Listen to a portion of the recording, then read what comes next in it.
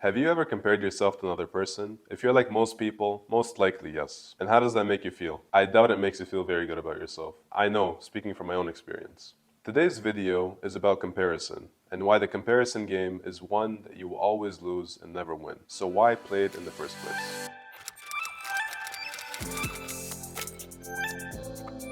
Hi, my name is Sami from the Samotivation Go to Bed Better Than You Woke Up YouTube channel. I actually came up with the motto for this channel in a conversation with one of my friends. And I remember that day I opened up to him about how I was comparing myself to other people and the way it made me feel. And it made me feel really, really bad about myself. Like I was lacking something, like I wasn't doing enough. And one thing he told me, and this is over 8-9 years ago, he said, Sami, you don't need to compare yourself to other people. You need to go to bed better than you wake up. And that's exactly what he told me. Basically, make sure that throughout the day, the only person you're comparing yourself to is the person who woke up that morning. Are you making progress to becoming a better you? Then that's all that matters. If at the end of the day, before you go to sleep, you realize that I've done everything I had to do today to become a better person, then that's the only basis of comparison that you'll ever need. Do you feel bad after scrolling on social media? I know I do. And the reason is I begin comparing the day-to-day of my life to other people's highlights. And most likely, you feel the same exact way when you're on your Instagram, Facebook, Twitter, TikTok, and any other social media platform. And why do we feel like we're not enough after browsing social media? Because what we're subconsciously doing is comparing ourselves to what we see on there. People have always played the comparison game since the dawn of time. But social media has changed the game completely. Because now we're no longer comparing ourselves to our family and friends and acquaintances. Now we're comparing ourselves to celebrities living thousands of miles away.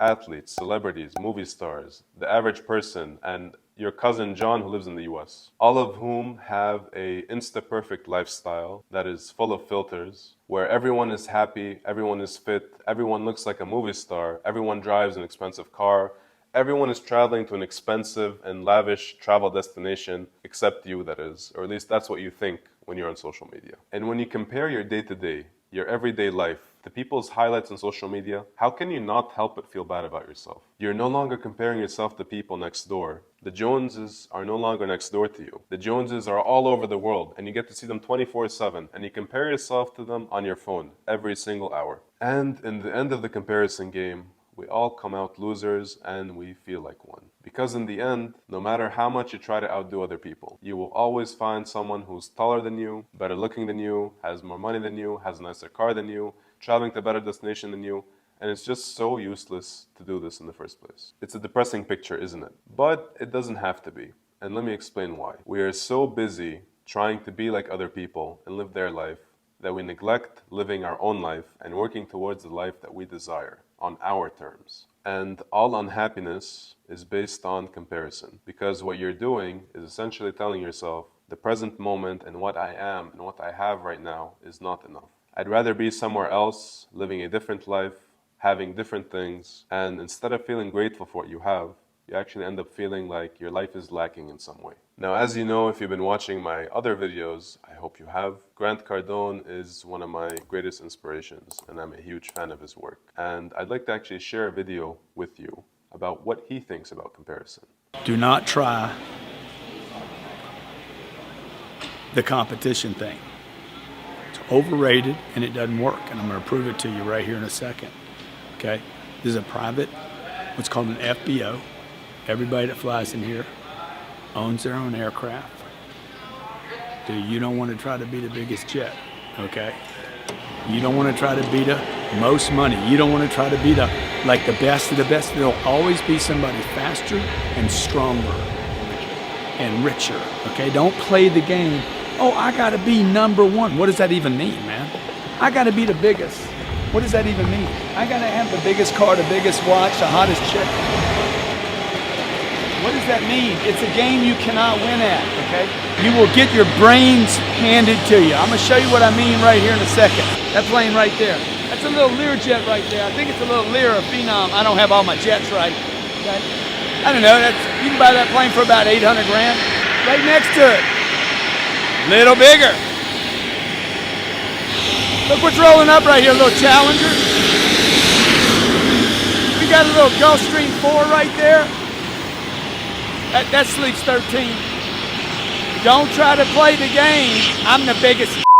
What Grant is saying is that essentially, the comparison game is one that you will always lose. No one comes out a winner. But here's the silver lining. Not all comparison is bad comparison, especially if you have a plan in place and you want to learn from this person. Comparison can either harm you or help build up the life that you want to have. How you choose to use comparison will determine whether it harms you or benefits you. And it's like a knife.